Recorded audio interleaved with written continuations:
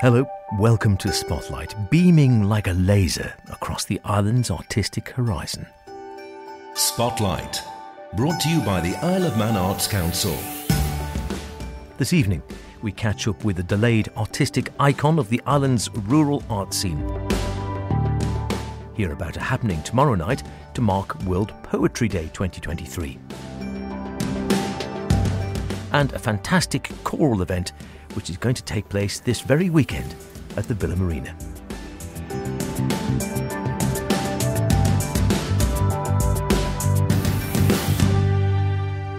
Remember, do get in touch with any creative artistic endeavours you may be involved in, planning, hoping to create, or would really like to put in the spotlight this very programme. Poetic, visual, theatrical, musical, ceramical, literary, mime, anything you fancy if it's artistic. Email me spotlight@manxradio.com, howardkane@manxradio.com, and let's get it on the airwaves. You might get more bums on seats. Right, no time to waste. There can't be many people who haven't heard of the Braaid Eisteddfod, something of a rural icon which has been going for, donkey's years. It's known for being a place where anything goes, and usually does. Late nights, going ahead come what may, and gallons of tea. But this year, with one eye to the ubiquitous health and safety, the weather got the better of them, and it had to be postponed from its original date to this coming Saturday, as Dot Tilbury, who's been attending since, appropriately enough, the year dot, and this year will be judging, explained to me. Yeah, the snow came earlier on, and we were all ready to go up and go ahead. And somebody said if we looked at the car park Saturday morning, we all met at 9:30. And there's like 3 foot of snow in one part of the car park, so we couldn't have it. And we've changed it to Saturday the 25th, this coming Saturday, 25th of March, starting at 7:30. Okie dokie. Now, it's a name that I think there can't be many people on the Isle of Man who haven't heard of the Braaid Eisteddfod. There'll be perhaps more of a mix of people who have actually been to the Braaid Eisteddfod and know what it's all about. Paint a little picture for those who haven't, who are thinking, I might go along, I don't really know what to expect. Well, the most important part of the Braaid Eisteddfod is the supper. Always. Always. All homemade cakes, fresh sandwiches, and it's in the interval. So if you just like a good feed, come to the Braaid Eisteddfod, and you get free entertainment on top of all that. We've got a new judge because unfortunately Gareth Moore was he's got another engagement.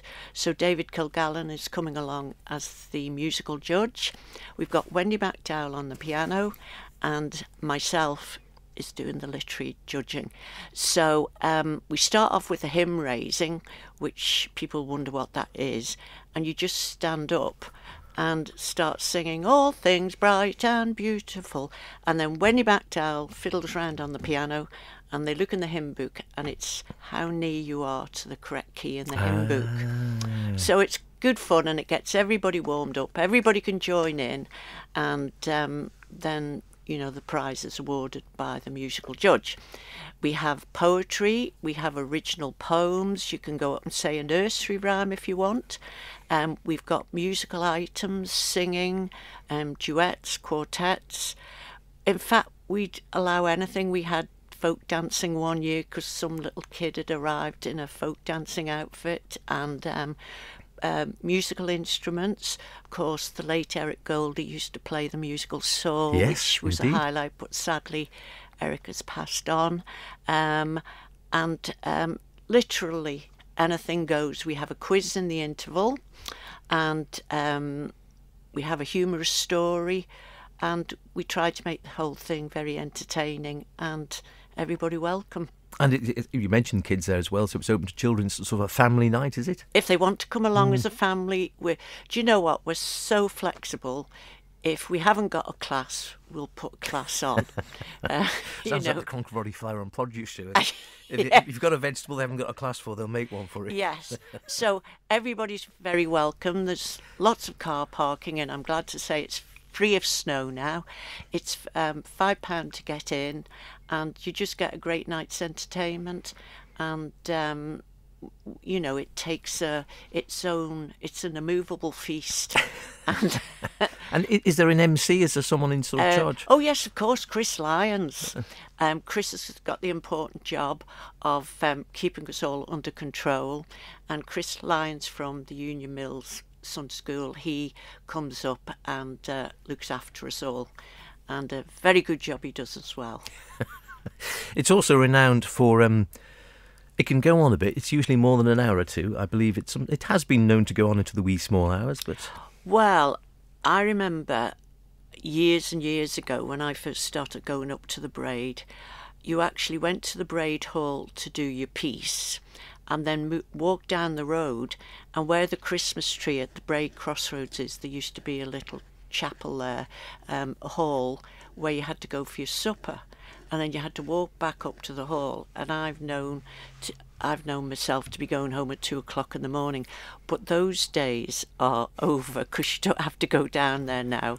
We're a bit more catering friendly. You'd be going down there with an umbrella and a force 10 gale, but it's supper served in the interval, and while you're having your supper there's a quiz, just a righty down one. It's not like GCSE O levels or anything, and then we have the answers to the quiz, and then we crack on with the second half.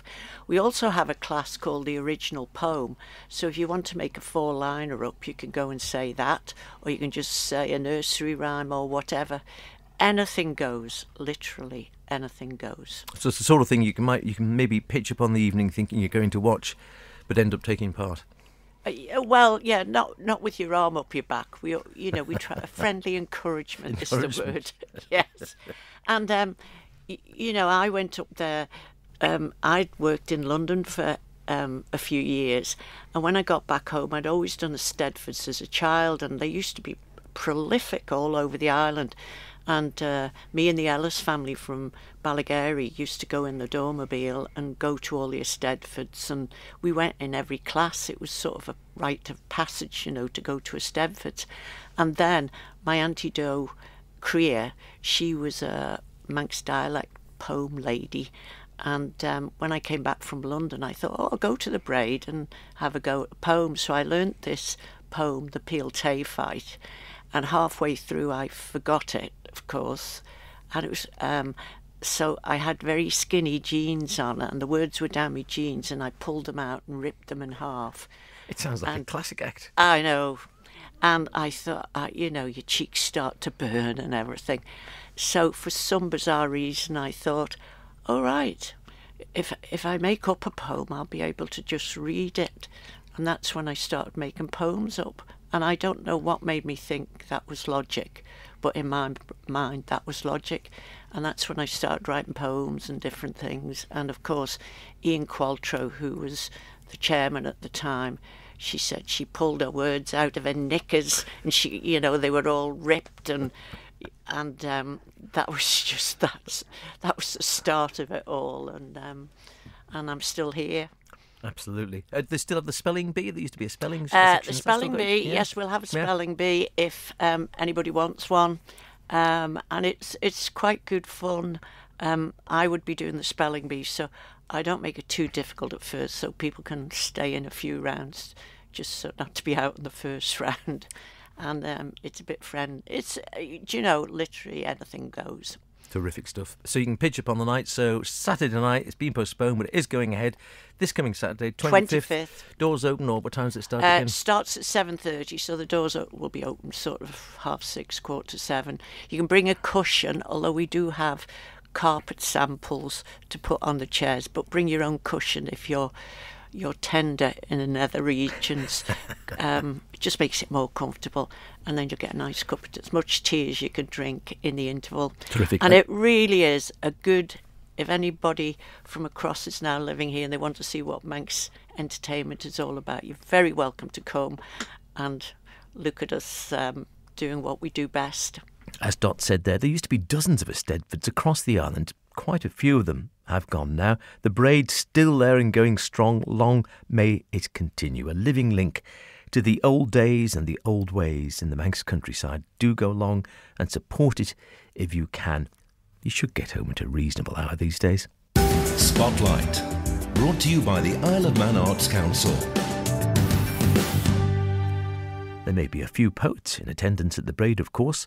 Earlier this week, before the Braaid, was World Poetry Day, and the Isle of Man Poetry Society is marking the day tomorrow evening with a meeting.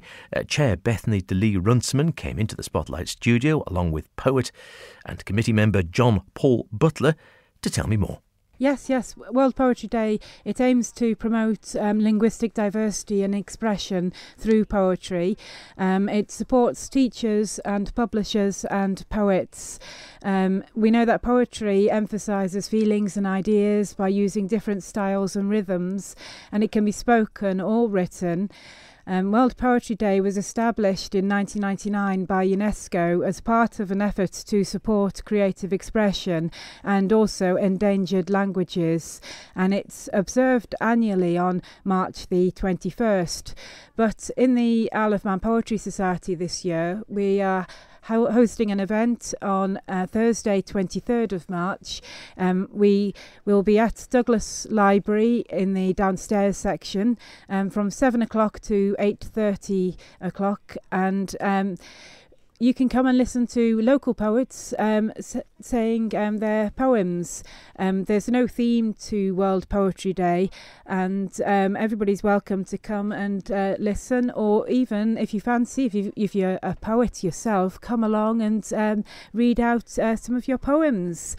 We have refreshments, and to book a place you just get in touch with me, yes, that's World Poetry Day. And we were just saying, as we came into the studio, it's amazing how many people do actually write poems you don't know about, isn't it? Oh, yes. I think there's a poet in all of us.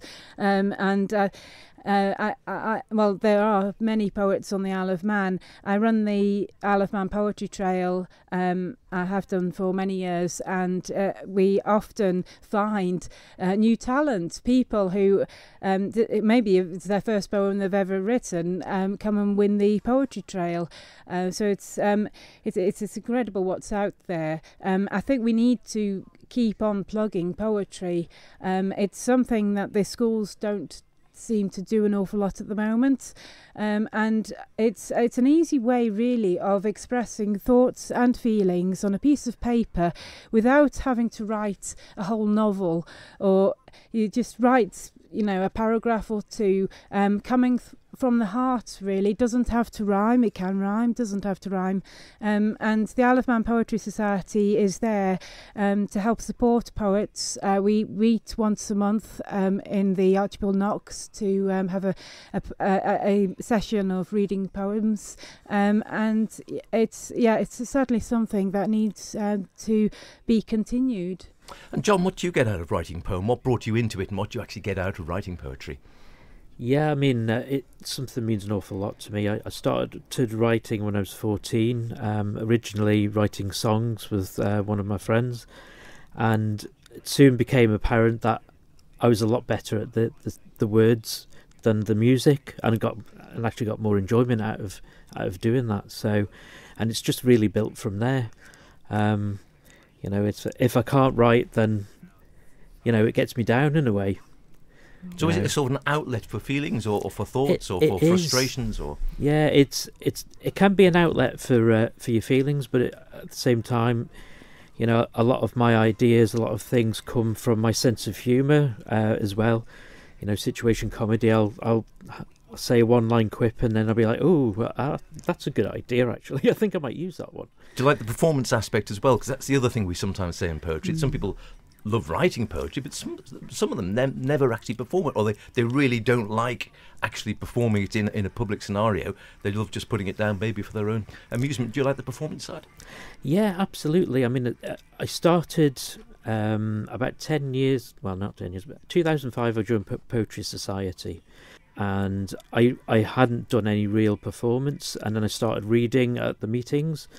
And then one of my friends, Hazel Tier, who runs a open mic session every so often in Douglas, so I started going to that and found that I really enjoyed also the performance side, and it actually does help you with your writing. So when you read something out loud, sometimes you think, oh, that didn't quite sound right, or on the opposite side, that sounds really good. So it's actually a good tool for writing, for tweaking, and editing your poems as well. Have you got a poem for us today then, seeing as it's World Poetry Day? I certainly have. Excellent. I just so happen to have one up here. your sleeve. Yeah. Okay, so this one is called In the Chill March Air.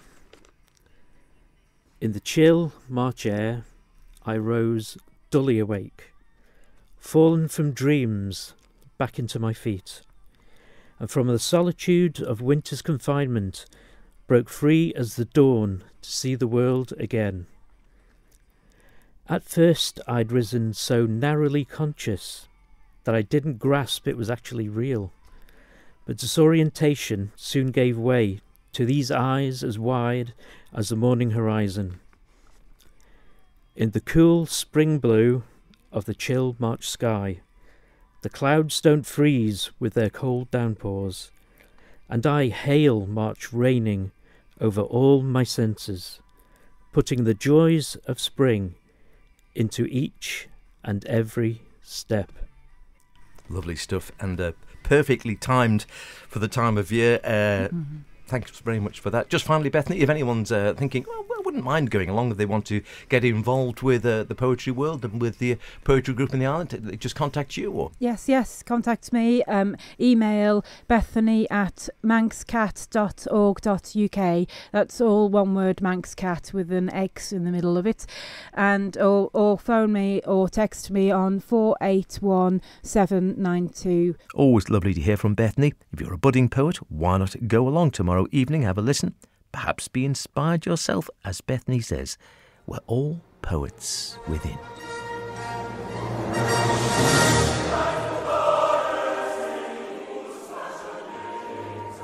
From the spoken word to song, more precisely, choral works. There's a wonderful concert this very weekend. It's not a bad weekend for artistic happenings, it seems. It's at the Villa Marina, the Isle of Man Choral Society, performing 3 works, with one of them being extra special, as musical director of the Isle of Man Choral Society, Mandy Griffin, explains.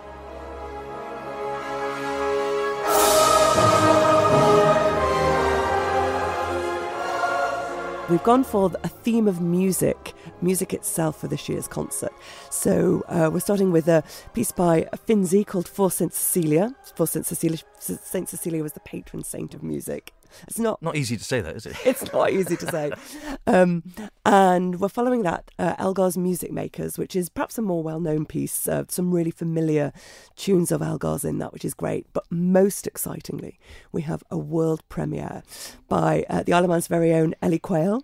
And she's written a fantastic piece for us called Composer of Life, with text by Six Monk Bard Zoe Cannell. And it follows a journey of choral music through from Gregorian chant right up to the present day. So very excited to give that its world premiere. Terrific. How did this come about? Did you approach Ellie, or did Ellie approach you, or was it neither? I did approach Ellie.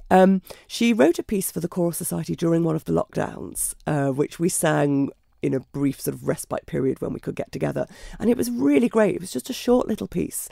And when the committee and I were talking about what we could do this year, I said, well, what about asking Ellie to write something for us, something, maybe a little bit more substantial or based around that piece that she did. And got in touch with Ellie probably about last May, I think. And she was up for it, up for the challenge. So I think it was agreed to be something bigger than she perhaps had envisaged it was going to be, and bigger than I thought it was going to be. But she's created something really fantastic for full orchestra and choir. Wow. And how does this actually sort of work on the practical side? Because clearly Ellie's written it, but is the basis of it there written by Ellie, and then you actually sort of put the voices to it, or does actually Ellie herself sort of put down how the various parts in the choir are going to be in the orchestration? How does that work? Ellie's done all of it. She's done all of it. So she wrote the choir parts with a piano reduction, first of all, for us to get on rehearsing with. And she's written everything. So she's done all of the orchestration, all of the voice parts. Pretty impressive stuff. And I think lots of us know Ellie from her comedy songs and her comedy shows, but I think this is a different side of her, the more serious composer side coming through. Oh, definitely. I know she has, like you say, these two strings to her bow. I think she enjoys both of them equally, in that she loves doing her Victoria Wood type here, wonderful piano and very humorous stuff, which are wonderful to watch and very, very funny. But also, again, I know she's a very serious, sort of, like you say, contemporary composer in the sort of classical sphere. She is, and it's really impressive what she's done. I've been blown away by it, and the choir are really enjoying singing it. And to have charted this journey in all these different styles, there's Gregorian chant, there's Baroque music, classical, romantic, and then she's finished with herself really bringing it bang up to date. To have composed in all those different styles is a real challenge, and like I say, I've just been so impressed with what she's produced for us. Has she come along to the rehearsal process, or is she just going to be there on the night? She's come along to a few, and her mum and dad are both singing in the choir, so I think they've been reporting back as to how things have been going, because I've been getting a few little notes about, could you try that bit a little bit faster, or could you make sure this is happening in another bit? But for the most part, she's sort of just let me get on with it, really. Is that a bit nerve-wracking then? Because I always think, I know Ellie's lovely, so she's never going to shout whatever, will always be very positive. But if you're doing something where the composer, you're interpreting in as a way a composer's work, and they're actually there to listen. It is. I think it's a whole new experience for all of us, for the choir and the orchestra mostly. And certainly for me, it's the first time I've done something where the composer's going to be there on the day. So it's very exciting. I think it is. We really want to get it right. We want to get it right for Ellie, and we want everyone to sort of hear this fantastic piece that she's created. I know there's a lot of work being going into it. It sounds absolutely fantastic. The two other pieces are, say, the Music Makers. People might well have heard of the Elgar piece. As you say, the Finzi, not quite so well known, maybe? Not so well known. It was new to me, actually. I came across it when I was wondering about what to put with the Music Makers. And there was a classical music guide, and that came up saying this piece would go very nicely with it. So I listened to it, really liked it.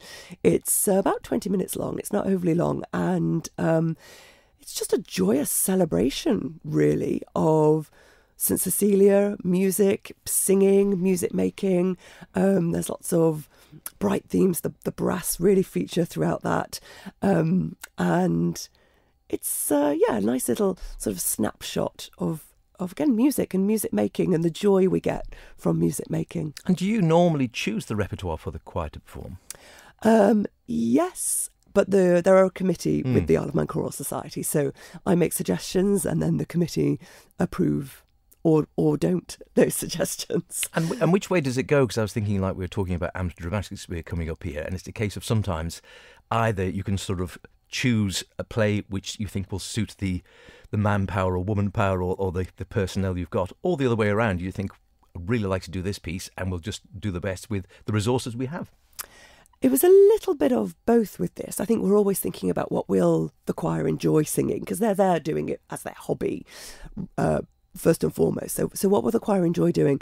But also this time I wanted to do something a little bit different. So not things that have been done lots of times before, which is Music Makers, again, some well-known themes, but then these two very new pieces introduced into that as well. So something to give the choir a bit of a challenge as well, get their teeth into, and they've really risen to the challenge. Yeah, and that's the thing, isn't it? It's finding that balance. Too easy and people get a bit bored, and too difficult and they think, this is just impossible. Yeah, you've got to get that, as you say, challenging the more experienced singers without sort of scaring off the novices, as it were. That's right. Yeah. And I think we've just about got there with these. They are challenging works, but we're there now, and we're looking forward to this weekend. Splendid. So it is on at the Villa on the 26th of March.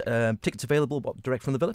Direct from the Villa, yes. Yeah, from the Villa box office, so you can go online or Elgar, Finzi, Quayle. What a trio. And of course, Ellie Quayle's piece, a world premiere. And what a thing to compose a choral work. Amazing. By the way, we'll hear from Ellie hopefully next week ahead of another concert of hers. She's a busy woman, this time highlighting her lighter side. That's at the end of the month.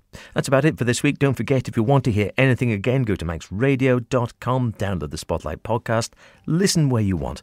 Why not try it whilst pondering where it's time to mow your lawn? See you next week. We'll catch up with the latest about the Easter Play Festival. I promise. I think I put it off from this week. And as I say, we should hear from Ellie herself. Hopefully. Look after yourselves. Whatever you're doing, be creative about it. Cheerio.